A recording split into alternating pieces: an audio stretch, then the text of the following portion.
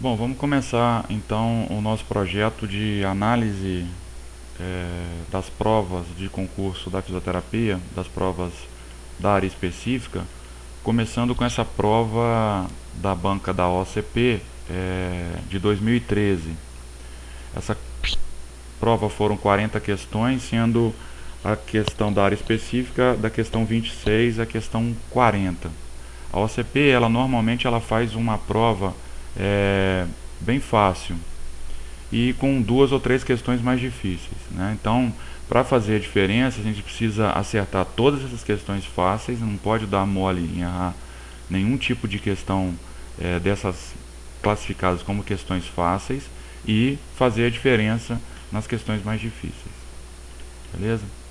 Então vamos lá, começando com a questão 26, diz assim, ó: a prótese é toda a peça ou aparelho destinado a substituir parte do corpo que foi perdida. Conceito de prótese, né? E há diversos tipos específicos para a região acometida. Quanto à prótese do tipo coxo femoral canadense, assinale a alternativa correta, tá?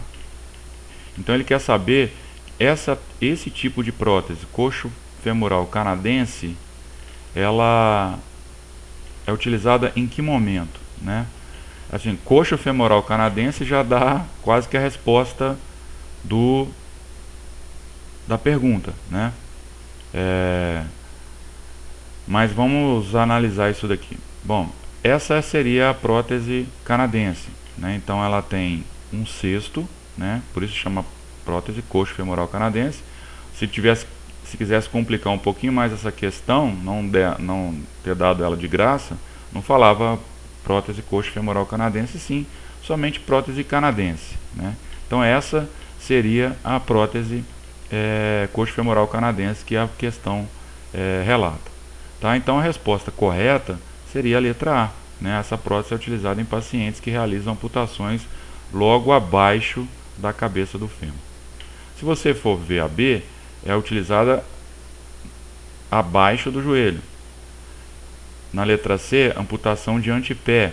Na letra D, amputação parcial ou total de dedos e partes da mão. E na letra E, amputações realizadas em regiões do antebraço. Aqui. Então, coxo femoral já dá quase que a resposta da nossa questão. Quase que já dá a resposta da nossa questão.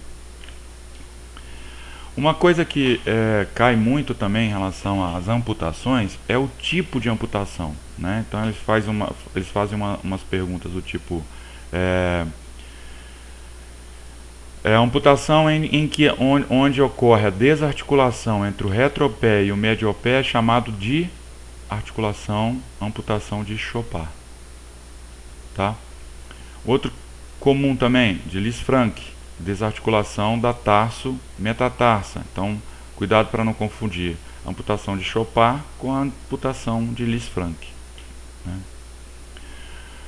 Uma outra tipo de amputação, Pirigoff, que é ressecção bimaleolar de todos os ossos do pé, com exceção do calcâneo, que é seccionado verticalmente, eliminando sua parte anterior, artrodesando-a a tíbia após uma rotação superior de 90 graus.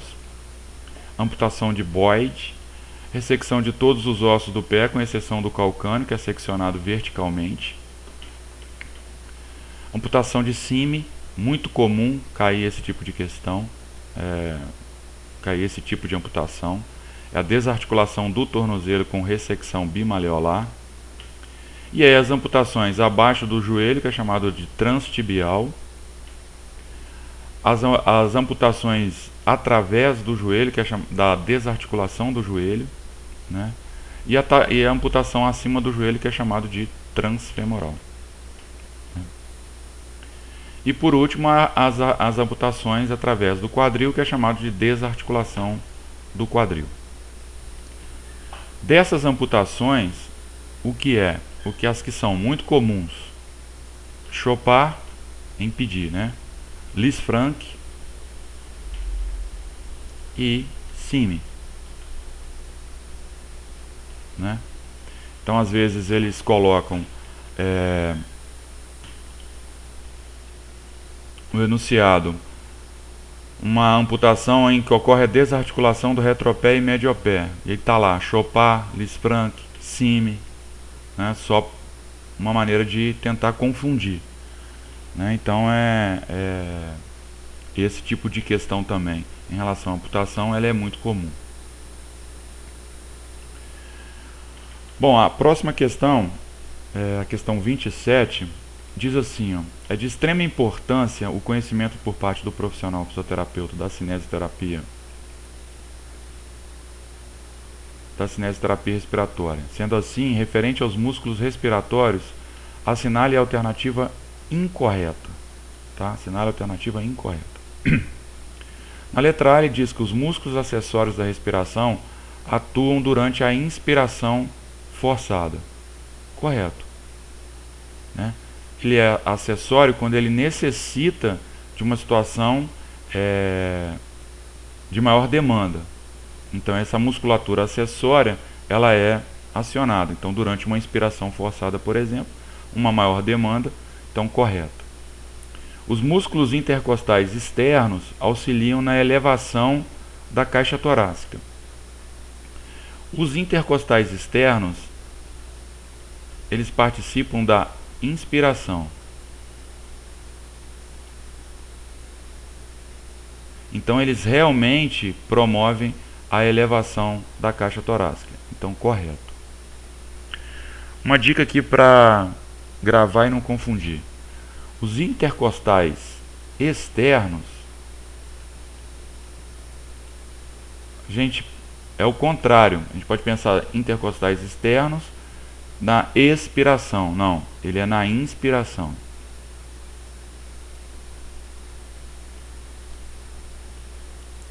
E os intercostais internos, aí sim, eles são acessórios na expiração. Tá? Fica a dica aí então. Os músculos escalenos elevam as costelas e o externo, correto. Se você for avaliar origem e inserção dos escalenos, você vai perceber que a função dele é justamente essa mesmo. E agora ficou os dois itens D e E. E aí por que eu estou separando esses dois? Porque eu acho que tem algo errado aí. Que diz que assim, os principais músculos atuantes durante a expiração forçada são os intercostais externos e abdominais. Abdominais corretos, mas a gente acabou de ver aqui, ó, que intercostais externos não. Tanto é que o item B fala de intercostais externos, auxiliam na elevação da caixa torácica, na inspiração, a gente coloca como correto, né? Então, se ele atua na inspiração, ele não pode atuar na expiração forçada. Então, aqui o certo seria intercostais internos. Então, incorreta seria a letra D. O músculo diafragma possui apenas fibras musculares do tipo 2, que são fibras de contração rápida.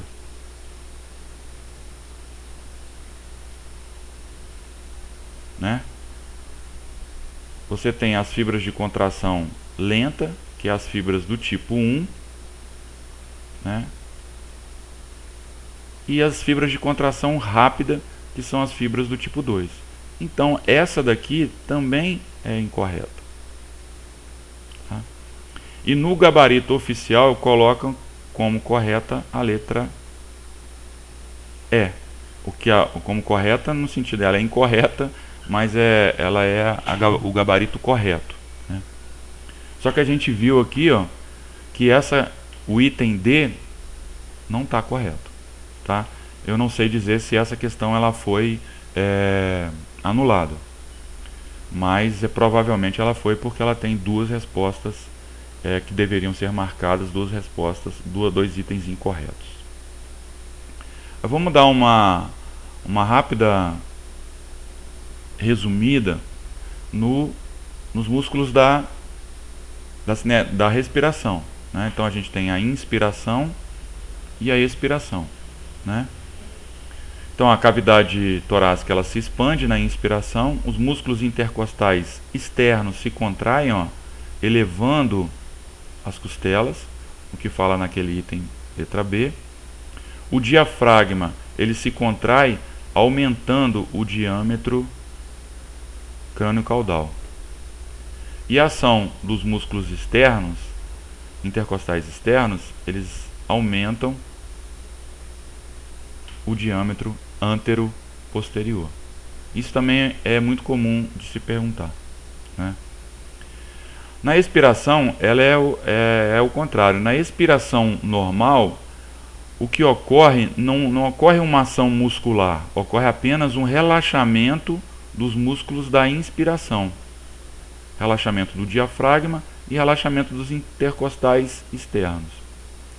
Na expiração forçada, não. Aí você tem a ação de determinados músculos. Então a cavidade torácica ela se contrai, né? Ela volta à posição normal. Os músculos intercostais externos relaxam, ó.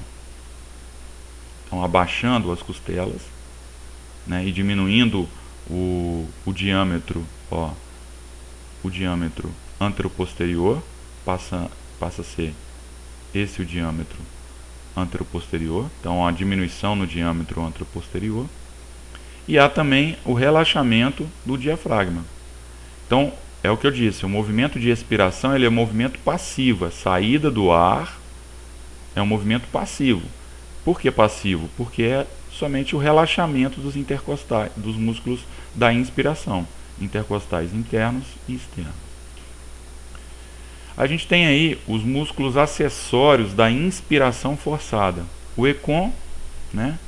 Os escalenos, olha aqui os escalenos, ó. Origem e inserção, ele está lá, se insere na primeira costela, elevando, né, a primeira costela.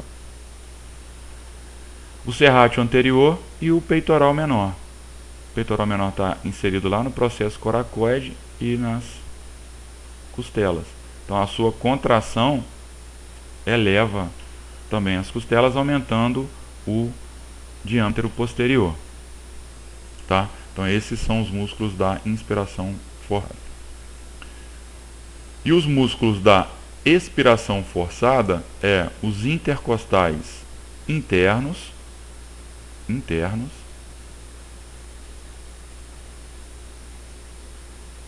e os abdominais, tá? Então por isso que essa resposta está errada, também incorreta, porque não é o intercostal externo, é o intercostal interno e os abdominais. Questão 28. Os movimentos dos recém-nascidos são representados por reflexos e reações primitivas. Então, antes de continuar, as questões das provas gerais, específicas para fisioterapia, mas o cargo de fisioterapeuta geral, não especificamente de UTI neonatal ou de fisioterapia pediátrica, quando cai alguma questão de pediatria, cai reflexos e reações primitivas. De que maneira? Da maneira que está aqui, ó. Quando esse reflexo ele ainda é normal, qual período que ele aparece, qual reação, em que momento determinadas reações elas aparecem também, né?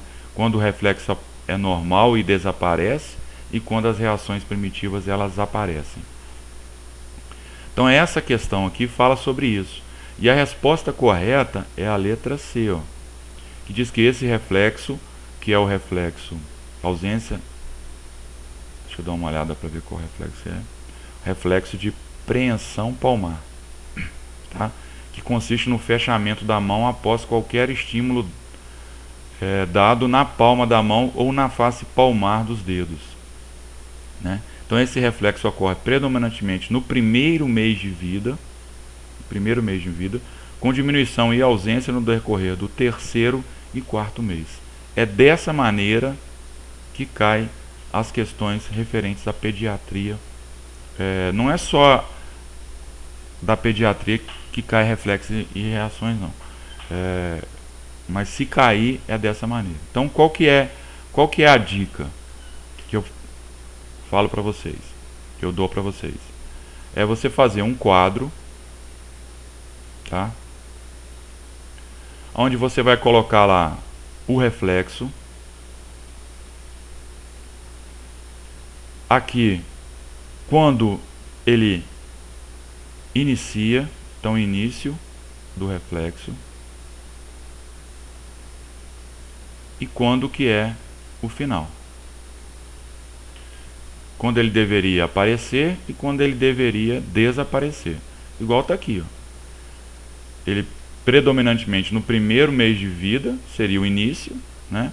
Com diminuição e ausência no decorrer do terceiro e quarto mês de vida.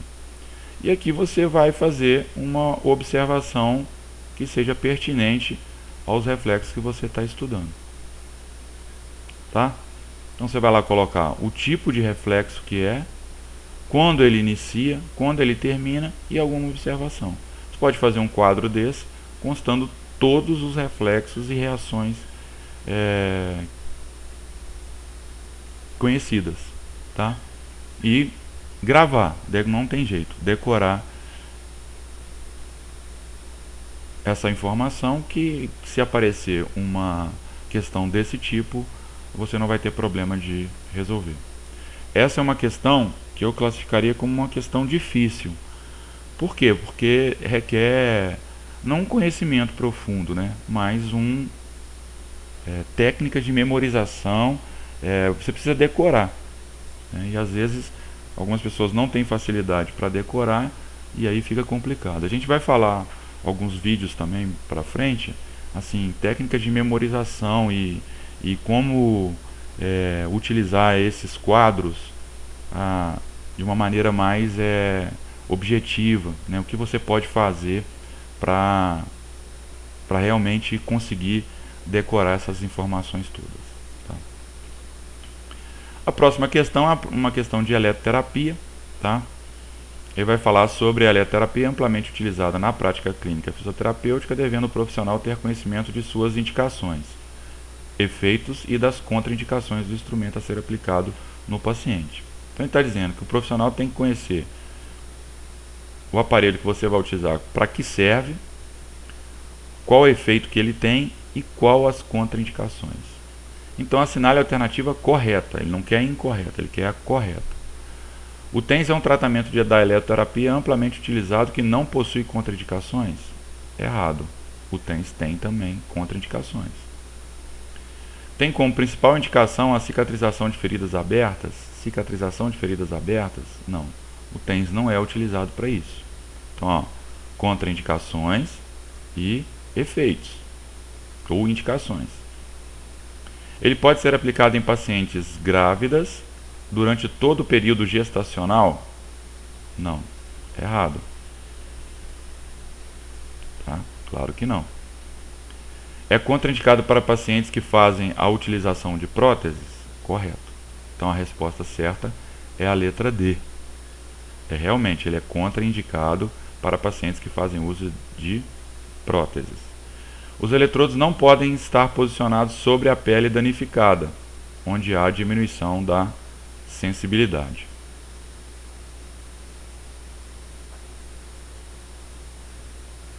Correta também. Mais uma questão que tem duas respostas corretas. Tá? Os eletrodos realmente não podem estar posicionados sobre a pele danificada, onde há diminuição da sensibilidade. Porque a sensibilidade é o paciente que vai te indicar a intensidade do quanto que você vai utilizar do TENS.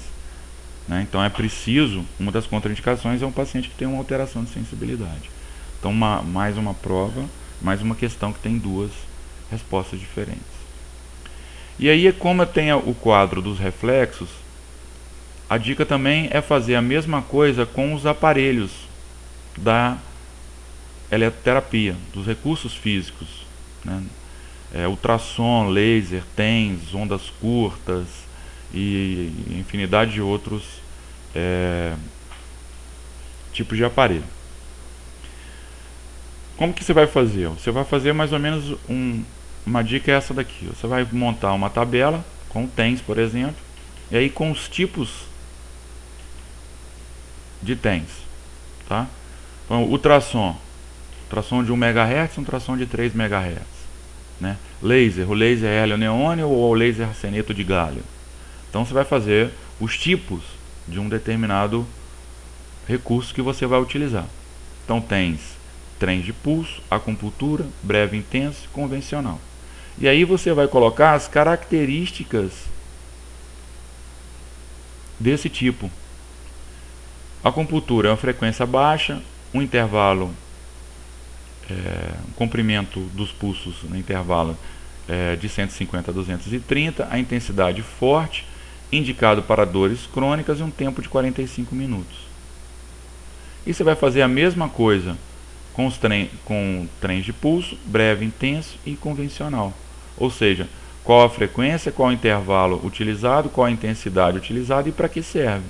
Porque você pode ter o uso do TENS não só na dor aguda, na dor crônica, como na dor aguda também. Tá? Então você vai utilizar o tipo de TENS de acordo com o tipo de ação que você quer.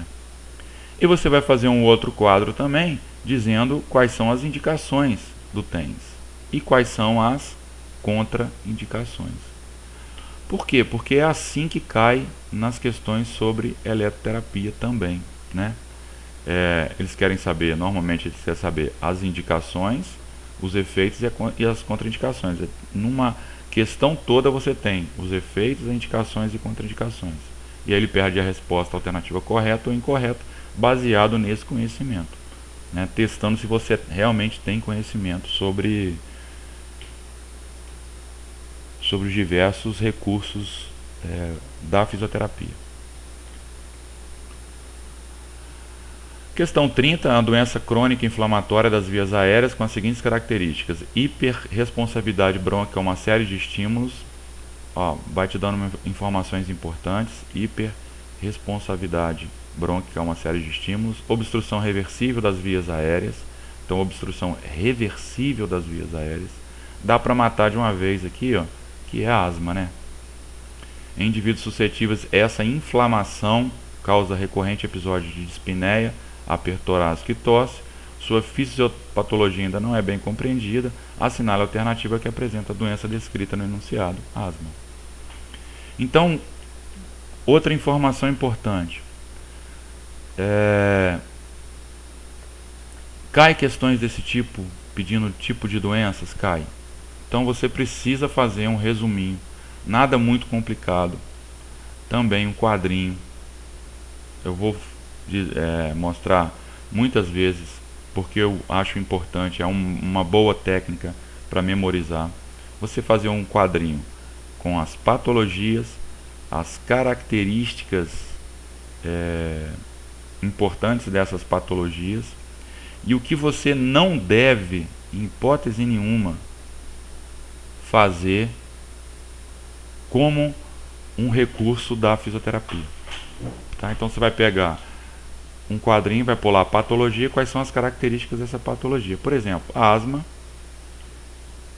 e as características. Hiperresponsividade brônquica, obstrução reversível, inflamação das vias aéreas, né, como características. E o que você não deve fazer na cinesioterapia respiratória quando você está diante da asma, diante da fibrose cística, do derrame pleural, da atelectasia ou da tetralogia de Fallot. Você vai colocar aqui não só o que você não deve fazer, como também o que seria indicado fazer para esse tipo de patologia, tá? Porque a gente vai ver em algumas outras provas que é assim que normalmente também cai as questões relativas a patologias, não só da cinesioterapia, não só da área respiratória, mas de todas as áreas musculoesqueléticas, neurológicas, etc., reumatológicas, etc. Tá? Fazer isso para reumatologia também é importante, é interessante também, né? Você colocar patologias, características, etc. Questão 31 diz que a sarcopenia é um termo que foi proposto pela primeira vez em 1989 por Irving Rosenberg. Está relacionado ao envelhecimento e à síndrome da fragilidade em idosos. Essa doença é dividida em 3 estágios: pré-sarcopenia, sarcopenia e sarcopenia severa. E por meio da fisioterapia, a sarcopenia pode ser amenizada, a fim de prevenir riscos de quedas, fraturas, dependência física e piora da qualidade de vida dos indivíduos acometidos. Assinale a alternativa que melhor define o termo sarcopenia. Então, a sarcopenia, o que é a sarcopenia? É a letra E. É o processo de perda e de massa muscular relacionada com o envelhecimento e também perda de força e função muscular. Então, o conceito de sarcopenia é isso. Então, a resposta correta é a letra E. Não é perda de tônus muscular, não é perda generalizada de tecido ósseo, não é perda de tecido nervoso e não é perda de sensibilidade. É perda de massa muscular e, consequentemente, de força e função muscular. Sarcopenia, então. Está aqui o conceito de sarcopenia. Né? Os fatores que interferem no de diminuição da massa muscular e da força muscular, levando a um processo conhecido como sarcopenia. Fatores hormonais, fatores nutricionais, fatores metabólicos, fatores imunológicos. Diminuição nas unidades motoras, ação das unidades motoras e diminuição das fibras musculares, atrofia muscular. Tudo isso leva à perda de massa muscular e perda de força muscular, que leva à sarcopenia. A sarcopenia pode levar à fraqueza muscular e à imobilidade, se ela for uma perda severa. Isso pode levar a uma incapacidade e perda de independência. E aqui, a gente tem uma setinha numa direção e na outra direção. Por quê? Porque a sarcopenia pode levar à incapacidade e perda da independência, e a incapacidade e a perda da independência pode levar à sarcopenia. Tá? Então esse seria, de forma resumida, o mecanismo de aparecimento da sarcopenia. Tá? Então a nossa resposta correta ali é a letra E da questão 31. A questão 32 ela é muito fácil, ela fala da ação dos músculos ilio-psoas, psoa maior e ilíaco. Né? Ele faz a flexão do quadril. Mais uma vez o quadrinho está aqui. Fazer um quadrinho em que você vai colocar os músculos, né? A ação desses músculos e qual o nervo e a inervação desse músculo. Tá? Então você vai colocar lá psoas maior, flexão do quadril e qual o nervo que inerva esse músculo. Tá? Então aí já tem aí várias atividades que você já pode fazer para incrementar o seu estudo, né? Um quadrinho sobre eletroterapia, um quadrinho sobre patologias e um quadrinho sobre músculos, ações e inervação. Questão 33, com relação à anatomia e fisiologia do sistema cardiovascular, assinale a alternativa correta. Então a gente vai dar só uma resumida rápida na anatomia cardiovascular.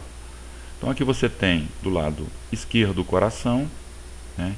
Você tem o átrio direito e o ventrículo direito. O sangue chega ao átrio direito pela veia cava superior e pela veia cava inferior. Ele desemboca no átrio direito. Esse sangue ele é venoso, ele é rico em CO2. Ele passa para o ventrículo direito e do ventrículo direito vai até aos pulmões. Ele passa do átrio para o ventrículo direito, passando por uma estrutura, uma válvula, chamada de válvula tricúspide. Válvula tricúspide. Todas essas informações que eu estou falando aqui, grifando, são importantes. Tá? O sangue desemboca no átrio direito pela veia cava superior e veia cava inferior, rico em CO2. passa pelo ventrículo direito através da válvula tricúspide. Do ventrículo direito ele vai para a artéria pulmonar até os pulmões, pulmão direito e o pulmão esquerdo.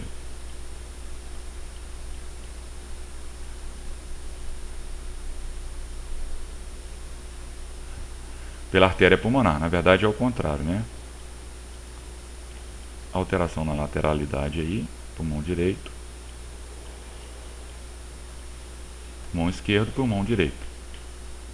Pela artéria pulmonar. Depois que ele é oxigenado, esse sangue retorna pela veia pulmonar, rico em oxigênio. Desemboca no átrio esquerdo, passa pela válvula mitral até o ventrículo esquerdo. E do ventrículo esquerdo, ele passa pela válvula aórtica e é impulsionado para todo o resto do corpo através da artéria aorta. Certo? Então esse caminho tem que saber. Esse caminho tem que saber. E essas características que eu fui pontuando aqui também são importantes a gente saber. Uma outra coisa interessante também é o seguinte: as artérias, na maioria das vezes, elas carregam sangue rico em oxigênio. E as veias, rico em CO2. A veia cava inferior e a veia cava superior, por exemplo, é uma veia que carrega sangue vindo da extremidade superior e da extremidade inferior, rico em CO2.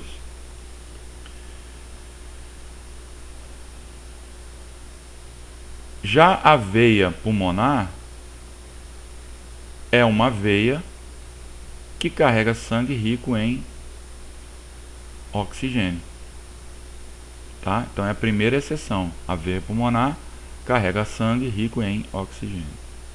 E as artérias, na maioria das vezes, também carrega sangue rico em oxigênio. Só que a artéria pulmonar é uma exceção. Ela carrega sangue rico em CO2. Tá? Aqui a gente também tem um resumo das diversas partes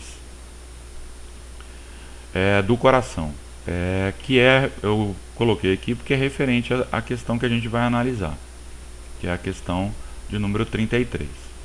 A gente tem aqui, ó, o pericárdio, uma parte mais externa, o endocárdio, uma parte mais interna, e entre o pericárdio e o endocárdio você tem um miocárdio, que é um músculo cardíaco, Então está aqui, ó, o miocárdio. O pericárdio, ele é dividido numa parte mais interna, em contato direto com o miocárdio, que é a chamada camada visceral do pericárdio seroso. Essa camada visceral do pericárdio seroso também é chamado de epicárdio. E uma camada mais externa do pericárdio fibroso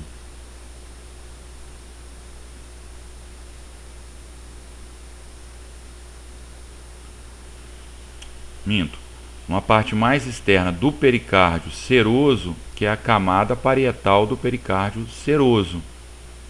E você tem o pericárdio fibroso, que é a parte mais externa do pericárdio. Então o pericárdio é dividido em fibroso e seroso, e o seroso é dividido em uma camada visceral e uma camada parietal, sendo que a camada visceral do pericárdio seroso é chamado de epicárdio. Então a gente vai lá, ó, na questão 33, vamos lá. O coração tem formato de cone e sua extremidade inferior é chamado de base e sua extremidade superior é chamado de ápice. Então ele está dizendo que isso aqui é base, isso aqui é ápice, né? Pegadinha, logo na letra A, sua extremidade inferior é base e sua extremidade superior é ápice. Não, é o contrário. Essa parte em contato com o diafragma é o ápice do coração. E essa parte em cima, que a gente poderia achar que é o ápice, não, é a base do coração. Pegadinha, tá? Então, não é essa resposta é o contrário, né? Não é base e não é ápice. O coração é revestido por 3 camadas: epicárdio, miocárdio e endocárdio. Não, a gente viu que é o pericárdio, o endocárdio e o miocárdio, né? Então não tem o epicárdio. O epicárdio é um tipo de pericárdio. Então a resposta correta seria pericárdio, miocárdio e endocárdio. E sendo que o miocárdio é caracterizado por ser um músculo estriado, correto, idêntico aos músculos estriados esqueléticos. Não. É uma classificação específica de músculo estriado, que é o músculo estriado cardíaco. Tá? Então ele não é idêntico aos músculos estriados esqueléticos. Então também essa questão está errada. O pericárdio seroso, ó, possui 2 camadas, parietal e periósteo. Não. Parietal e visceral. As veias cavas inferior e superior chegam ao átrio direito, trazendo sangue venoso de todo o corpo para o coração. Correto. A gente viu lá que essa é a resposta correta. No átrio direito e ventrículo direito do coração circula sangue arterial rico em oxigênio. Não. E no átrio e ventrículo esquerdo do coração circula sangue venoso. Então é o contrário, né? É o contrário. No átrio direito e no ventrículo direito circula sangue rico em CO2, sangue venoso, e no átrio esquerdo e ventrículo esquerdo um sangue arterial. E tem avaliado na abordagem fisioterapêutica do paciente neurológico, na qual o terapeuta detecta uma alteração na produção da voz, com alteração no timbre, intensidade do som e presença de rouquidão. O que é isso? Dislexia, disfonia, afasia, agnosia ou apraxia? Vamos lá nos conceitos então. Dislexia: perturbação na aprendizagem da leitura pela dificuldade no reconhecimento da correspondência entre os símbolos gráficos e os fonemas. Então não é dislexia. Afasia: distúrbio de linguagem que afeta a capacidade de comunicação da pessoa. Ela não consegue falar as palavras de maneira correta, se comunicar de maneira eficiente. Agnosia é uma desordem neurológica. Agnosia é uma amnésia perceptiva que consiste na incapacidade de reconhecer objetos. Não tem nada a ver com fala. É perturbação das sensações, alteração nas sensações, né? E a apraxia, uma desordem neurológica que caracteriza por provocar uma perda da capacidade de executar movimentos e gestos precisos que conduziriam a um dado objetivo. Então, a apraxia também não tem nada a ver com fala, nem a agnosia e nem a apraxia. A afasia realmente tem a ver, dislexia tem a ver, mais a ver com o entendimento, com a dificuldade para compreender a leitura, né? E a afasia é uma alteração na fala mesmo. Então a resposta correta é a disfonia, que é a alteração na produção da voz, na alteração do timbre, na intensidade do som, na presença de rouquidão. Disfonia. Quer dizer, ele se comunica de maneira correta, mas há uma alteração na produção. Rouquidão, produção de... não consegue falar de uma intensidade, um volume mais alto, né? Então a resposta da 34 seria disfonia. Essa é uma questão, a questão 35, questão falando sobre força muscular. A gente tem um quadrinho aqui que fala sobre força muscular. Tradicional, graduação de 0 até 5 normal. Então 0, ausência de contração, não se observam sinais de contração muscular. 1, contração mínima. Você começa a observar discreta contratilidade, sem movimentos das articulações.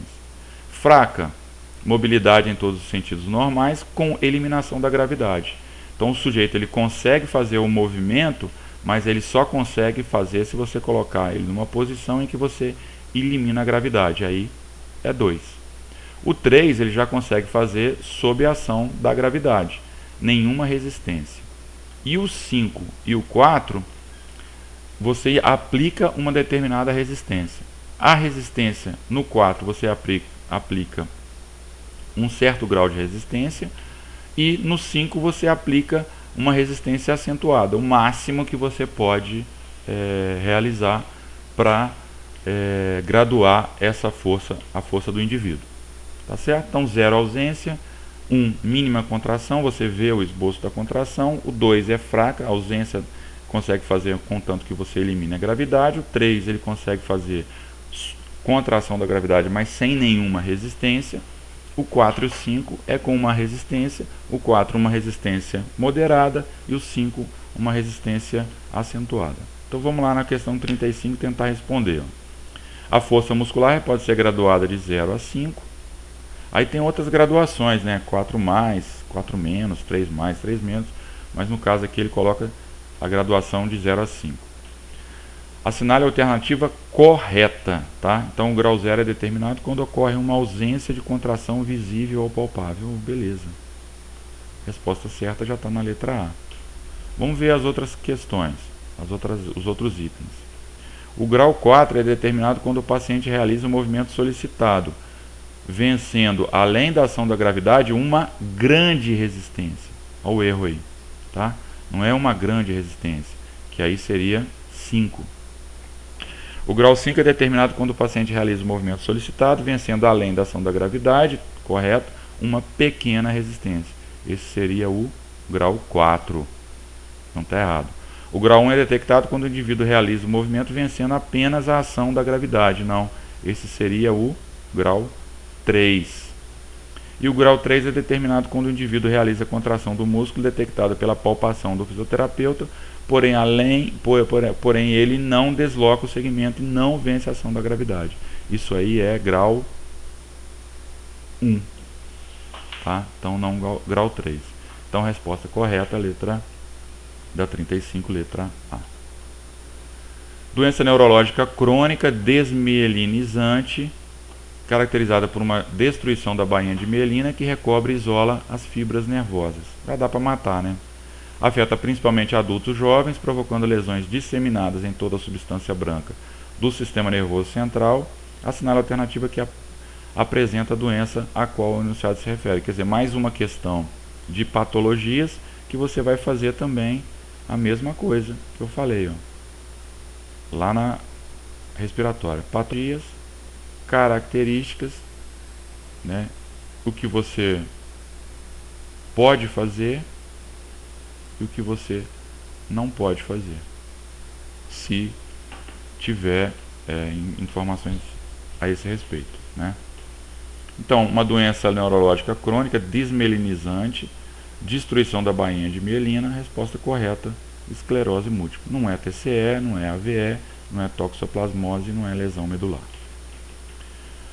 A 37 é um paciente encaminhado para o pronto-socorro com diagnóstico de traumatismo crânioencefálico devido a acidente automobilístico.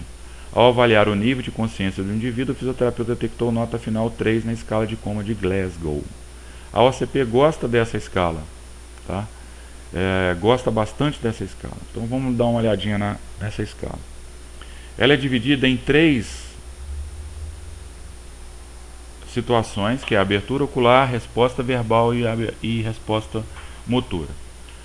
Na abertura ocular, se ela for espontânea, você não precisou chamar um indivíduo para o indivíduo abrir os olhos, você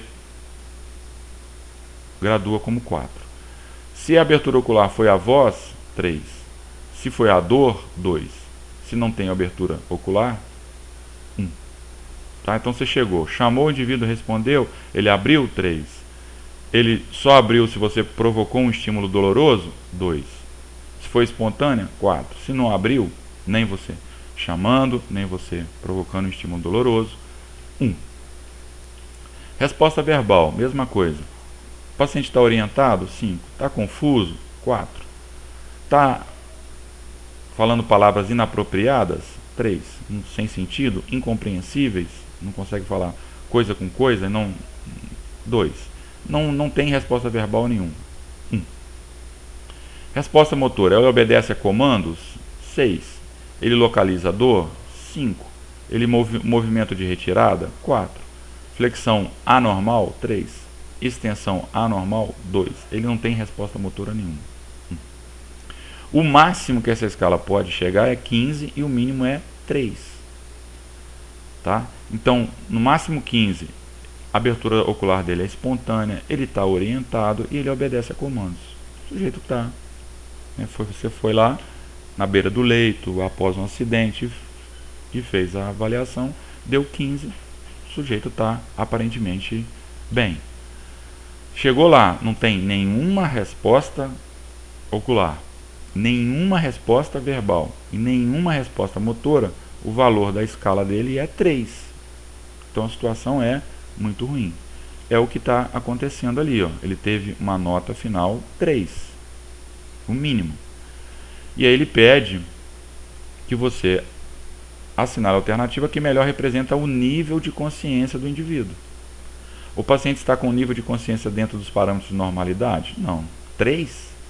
Ele não tem nenhuma abertura ocular, nenhuma resposta motora e nenhuma resposta verbal. O paciente obedece a comandos simples? Não. O paciente está em coma profundo, sem resposta a estímulo verbal, visual e motor. Então, a resposta correta da 37 é a letra C. Tá?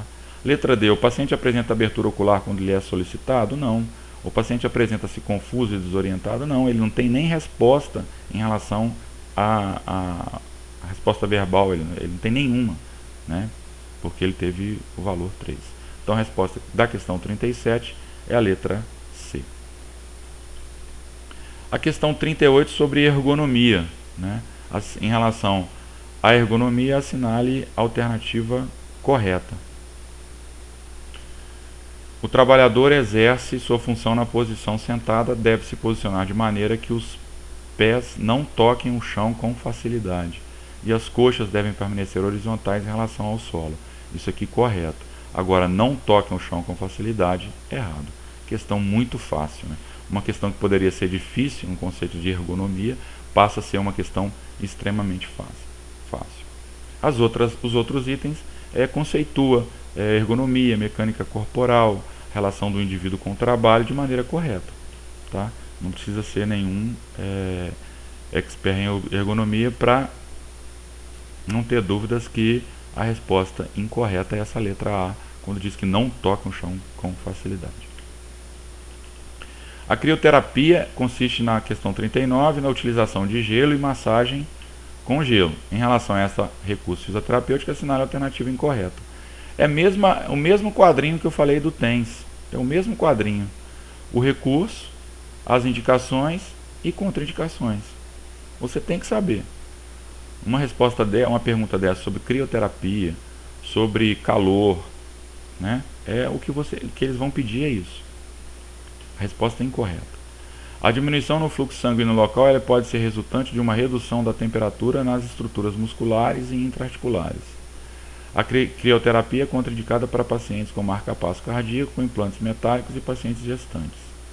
Temperaturas abaixo de 25 graus, que tendem a ocorrer depois de 30 minutos de aplicação de terapia de resfriamento, provocam aumento no fluxo sanguíneo, que aumenta a hemorragia e provoca respostas inflamatórias agudas e exageradas. Então, cuidado com isso aqui. Você acha que por temperaturas abaixo de 25 graus aumenta a hemorragia? Você pode achar que isso está incorreto. A redução na temperatura muscular e intraarticular permanece durante várias horas após a retirada do agente de resfriamento, correto.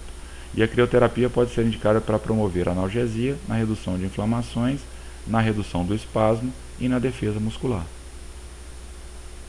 Então a resposta incorreta é a letra C. Tá? A última questão é a questão de marcha. Tá? Também tem que saber, tem que fazer mais uma outra vez aí, um quadrinho do tipo de marcha e quais as características dessa marcha. Vários vídeos no YouTube mostram os vários tipos de marcha. É importante a gente visualizar esses vários tipos de marcha. Por quê? A gente vai dar uma aula sobre técnicas de memorização, técnicas de estudo, mas quanto mais sentidos a gente utilizar na hora de estudar, então, por exemplo, eu posso ler e eu posso ver quando eu estiver estudando marcha. Então, eu vou ler e vou ver o ato. Então, vai ficar mais fácil de você assimilar esse conhecimento, decorar esse conhecimento. Então, eu vejo e leio sobre o assunto. É muito importante. Esses quadrinhos, eles também funcionam assim, porque você lê, mas você vê o quadro também. Você pode pendurar os quadros nos seus locais de estudo para você ver de vez em quando o que está escrito ali. Mas visualizar também a marcha, então é importante. Vai lá no YouTube, quando você estiver cansado de ler, quando estiver cansado de estudar, é importante você assistir essas videoaulas, né? Porque dá um descanso, né? Você descansa um pouquinho. E assistir também algumas aulas no YouTube, né? O YouTube é uma ferramenta extremamente importante, né? Tem muita coisa ruim, mas também tem muita coisa boa, tá? Então essa marcha aqui, ó, diz assim: a espasticidade ela pode ser observada em todos os músculos no lado envolvido, porém é mais acentuada em alguns grupos musculares. A perna tende a circunduzir em um semicírculo, girando externamente ou tracionada para frente, com o pé arrastando-se ao solo. Em geral, os membros superiores atravessam o tronco para facilitar o equilíbrio. O enunciado se refere a uma marcha hemiplégica, hemiparética e espástica. Não é a marcha de Trendelenburg, não é a marcha parkinsoniana, não é a marcha atáxica cerebelar e paraparética espástica. Um que você poderia confundir é com isso daqui, mas com certeza a resposta correta é a letra D, de hemiplégico. Então é isso, a gente avaliou, né, essas questões da prova da OCP de 2013, da questão 26 à questão 40. Demos algumas dicas, né? Então já tem um material importante para você estudar e vários quadros para você fazer, né? O quadro da eletroterapia, né, com as indicações, contraindicações, os efeitos, o quadro dos músculos, né, o músculo, a ação e a inervação. Se quiser incrementar um pouquinho mais esse quadro, colocar origem e inserção, mas assim, primeiro que é difícil você guardar todas essas informações, e segundo que não é muito comum pedir origem e inserção de músculos. Quando pede, a gente pode classificar essa questão como uma questão extremamente difícil, né? Todo mundo que vai acertar, mas ela também pode fazer a diferença. Então, se quiser complementar, tudo bem. Se não, pode ficar só na ação e na inervação. Inervação é uma coisa que cai com frequência. Então é isso. Espero que vocês tenham gostado do vídeo. Quem gostou, compartilhar aí, dar um joinha para ajudar nesse projeto aí, que a intenção mesmo é ajudar todos vocês a terem um material para estar estudando quando um concurso tiver, quando o seu objetivo for passar num concurso público. Um abraço aí e até a próxima.